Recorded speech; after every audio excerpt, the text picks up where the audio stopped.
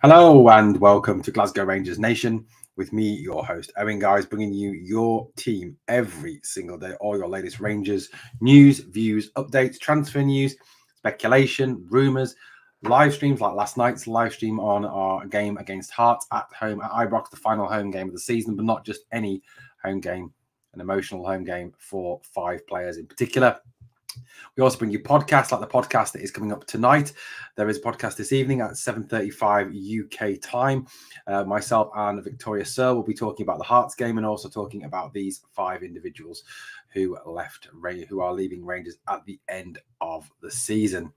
Well, a lot of news to get through this morning, a lot of things to talk about.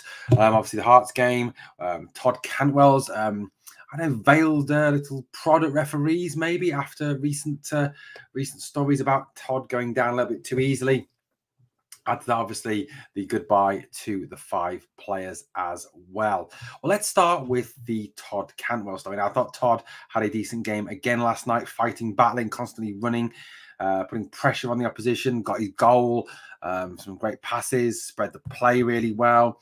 You know, it was his pass that led to the second goal as well. And there was a point where it was I can't remember the player's name. I think it was Devlin was out wide, and Cantwell comes racing across and takes man and ball at the fantastic tackle. Now, one thing I did notice in the game last night was the fact that Todd Cantwell was fouled a number of times. Players obviously going to the back of him, going to the side of him, taking him down. There was times that it seemed to me that he got zero protection from the ref, where the fouls weren't given, or the fact that the players who, I don't know, the tackles on him were, well, let's face it, very, very hard, very, very hard, not always fair, and probably should have been led to bookings for those players. However, they did not get booked. Now, one of the stories that came out of the weekend against the Hibernian was the fact that a number of pundits said that for James Tavernier's free kick goal, the foul before it was on Cantwell. A lot of pundits, particularly those of a green and white persuasion, I'm not talking about Hibs now, said that Cantwell went to ground too easily. They've in the past accused him of going to ground far too easily. Now, if you watch that foul back on Sunday, going back to Sunday for a moment, Egan Riley has his hands out and pushes Cantwell to the ground. What is Todd supposed to do? Obviously carry on, fall over, lose the ball. Absolutely ridiculous. It was a foul, plain and simple. You know, if you watch it back, it's a foul. You know, and those of a green and white persuasion, if it had happened to one of their players, if it happened to, you know, any of their players, they would have wanted and screamed for a free kick. But it does seem that their pundits in the media, which there are a number of obviously kind of continued this story, this narrative that Cantwell goes to ground too easily. Now, on his Instagram account tonight, on his story, Todd Cantwell put up a very interesting picture, and this was the picture that he featured, featuring a cut across his thigh. And you can see that, obviously, that has come from a stud that has gone across his thigh. Now, this was captioned by probably a dive. I think that is kind of a way of hitting back at some of those stories that calling him a diver, saying that he goes to ground way too easily. You know, the fact that this lad has got a cut across his leg like that and is taking the damage that he is taking during games and not getting the protection of referees is absolutely disgusting. It really is a case of those in the media who have that green and white persuasion trying to sow this narrative that Cantwell is a diver to sow in the minds of referees not to give Cantwell free kicks. To add to that, Four Lads Had a Dream tweeted this out tonight, asked the manager on the treatment of Cantwell and the narrative being created.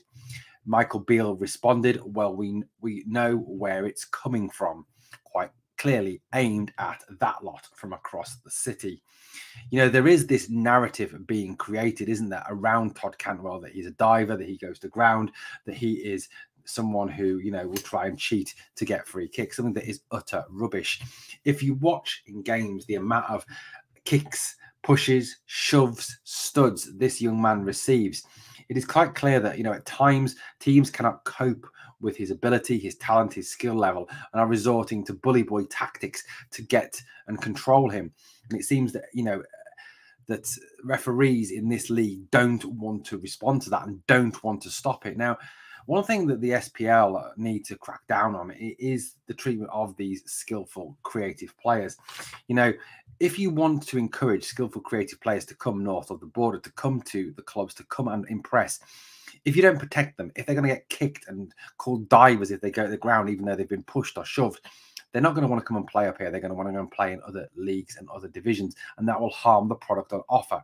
And it does seem to me there is a real narrative against Todd Cantwell in the media, particularly their media of a green and white persuasion.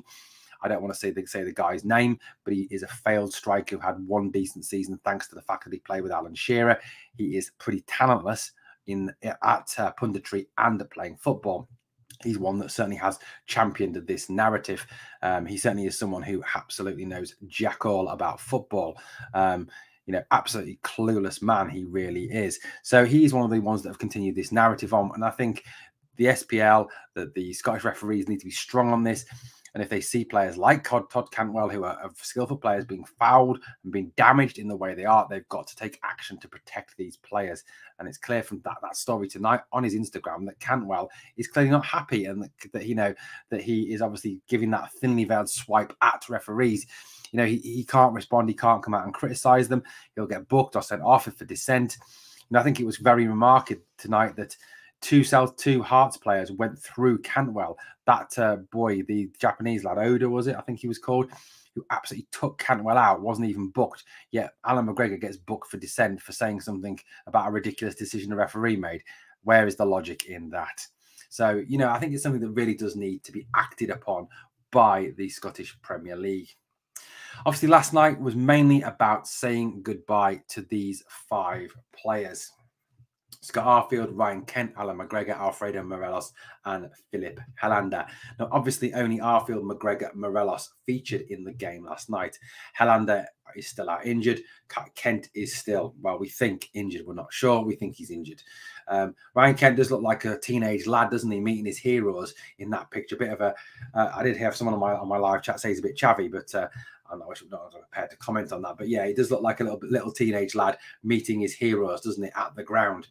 Obviously, emotional scenes last night as these five players said goodbye to the fans, and particularly emotional scenes, obviously, with Scott, Alan, and Alfredo getting game time. Alfredo obviously played a substantial amount of the game before he was substituted, and upon substitution, the crowd rose to applaud Alfredo off the pitch with them chanting his name, something that Alfredo definitely appreciated in his gestures as he left the field. Unluckily, Alfredo didn't score. He did assist Todd Cantwell's goal, but obviously he did manage to score last night. He had a number of chances and did try exceptionally hard to get on the score sheet. McGregor played reasonably well in goal, and you know, it was even heard in the post-match interview beating himself up for the Hibs equaliser at the end. Scotty was Scotty. He had one chance, did well, came on. What was really nice was at the end of the game, as he walked around the pitch, there was a number of times he gave the Scotty salute to the fans, and in photographs that were taken of him on his way round the pitch. But obviously, 5 fantastic servants for our football club, 5 players who've brought a lot to the football club. And it was quite telling that, you know, you heard the likes of Chris Boyd and others talking about the sadness that Helander's had, that, you know, that he hasn't had the opportunity to fight for his future, to prove that he is the top class defender that he genuinely is. You know, in that 55 title winning season, him and Connor Goldson, I think, you know, that was the rock on which we built the title victory. Those two at the back were rock solid. You know, obviously the injuries that Helander has suffered in the meantime have really restricted his playing time and really restricted his career. And it's really sad for the big Swede that he hasn't been able to come back and at least try and earn a new contract. Ryan Kent obviously was fantastic during the 55 title season, particularly with those goals and performances against that lot from across the city. But obviously in recent times has perhaps not played quite so well and has sort of let himself down. And I think Michael Beale put it best the other day when he said this season has not really gone the way he would have wanted. And I think that's exceptionally true in this case. But, you know, it was good. It was nice to say goodbye to those players. The guard of honour they got from the other players was fantastic. And obviously then the standing ovation and the applause they got at the end of the game when they were walking round around the ground saying goodbye to the fans, and certainly some emotional scenes. McGregor did seem exceptionally emotional as he walked around the ground, but was his usual dry self in the post-match interview. When he was asked what he's going to do next, he responded, "I'm going to go and take a shower." Typical Alan McGregor, giving very little away. That's very much Greeksy, isn't it? That's how he is. That's what he's like, and I don't think he'll ever change. You know, going forward, he will be always just the Alan McGregor that we know and love. Certainly someone who, you know, is going to go down in Rangers history as one of the finest goalkeepers ever to play for the club, up there with obviously Andy Gorham, Chris Woods, Stefan Kloss, some very talented keepers that have played for Rangers in the past 20 to 40 years, really, for the club. You know, I think we owe a lot to these four lads, for, you know, a lot of happy memories. And Victoria and I will be talking about them on the podcast tonight, about the great memories we've got of Philip, of Scotty, Alan, Alfredo, and of Ryan Kent. Now, obviously, Rangers have one game remaining this season after that 2-2 draw. Obviously, last night, that Mankey Mob, that's lot from across the city, also lost. They lost 4-2 to Hibernian. Their season seems to be sort of petering out, doesn't it, and dwindling away in the most pathetic of manners. And obviously, Rangers only able to draw last night, which meant the lead only came down to 7 points rather than just going down to 5 points, which would have been nice. But it does seem encouraging, I think. In terms of the game last night, well, obviously the game finished 2-2. Rangers goals coming from Cantwell and Searle after they fell behind to an early Lawrence Shankland goal from some absolutely shocking defending. Hearts obviously equalised in stoppage time, with Cantwell getting his first ever goal for Hearts, again from some equally shocking defending. One of the things that I think was really evident last night is the need to bring in extra quality to this team. You know, the performance, again, some real defensive howlers at the back. Like I said, the first goal, awful defending, just not getting the ball clear. The second goal, Jack couldn't clear it, Suter couldn't clear it, and the ball drops, and Kuol scores to equalise. Again, really letting themselves down at the back.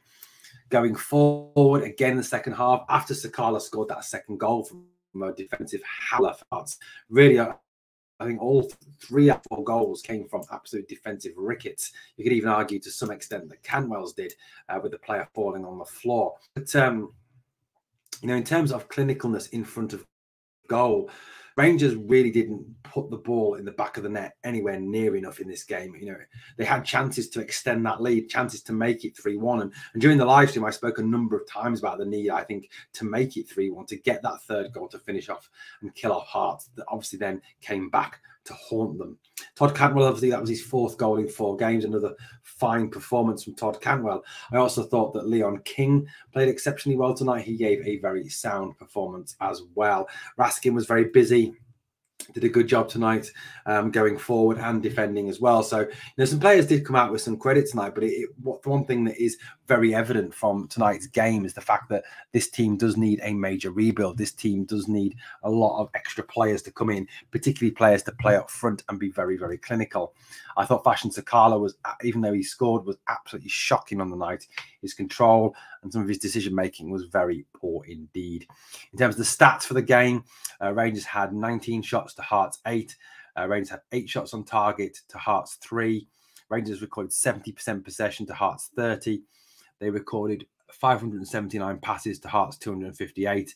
Had a 85% pass accuracy to Hearts 67%.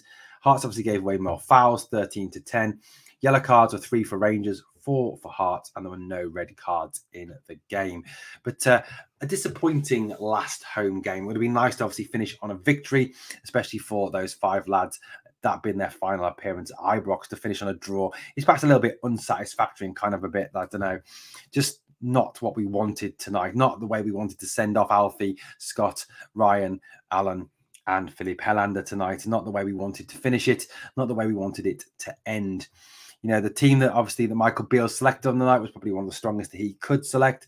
Substitutions in terms of subs that got on. Jack got on, Matondo got on, Wright got on, and we also had Arfield and then Lowry for about 4 minutes at the end. That was a bit of a pointless substitution in my opinion. But you know, the subs that came on, nobody really impacted the game in any great way or played particularly well.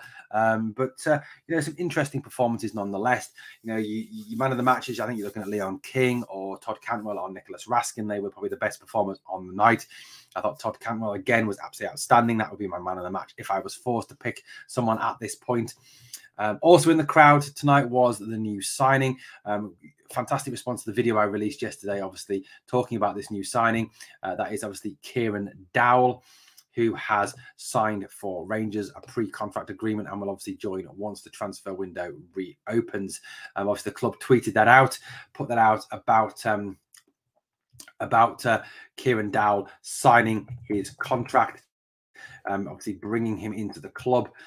Very good to obviously bring in Kieran. Kieran is a player who can play attacking midfield, centre midfield, right midfield. Very promising young player. And again, bringing that extra depth to that midfield. Again, very positive for the club going forward. So good to welcome Kieran Dowell. Good to see him been there in the crowd tonight, watching the game and getting to obviously know the atmosphere, know the stadium and know the club. Well, guys, that's probably about it for tonight. Obviously, we'll be back across the week with further news, further updates, obviously build towards the St Mirren game on Saturday, and any further news on transfers, what's going on with Butland, what's going on with Cifuentes, what is going on with Dujon Sterling, for example, the other names that have been primarily linked with the club, and what strikers have we been linked with there. I think that was one thing that was clear tonight. We are really lacking up front in some real power forwards and forwards that can come on and score goals. You know, someone can get us 25 to 30 or 20 to 25 goals to a season minimum. You know, certainly that is something we do need to address. But obviously tonight was about saying goodbye to these 5 Rangers players, 5 players who've served this club so well in Scott Arfield, Ryan Kent, Alan McGregor, Alfredo Morelos and Philip Hallander. And just a reminder to join us tonight at 7:35 UK time for the podcast, the Glasgow Rangers Nation live podcast with myself and Victoria Searle. It'll be great to have you on board. Thank you so much again for catching up with all the latest news here on Glasgow Rangers Nation. Hope you enjoyed the video, guys. If you did, please give it a like. And if you want more content, go and check out some more content. If you don't want to miss out in future, hit that sub, ring the notification bell, and give this video a like. Thank you for watching, guys. I'm about to speak to you again on this channel very soon indeed.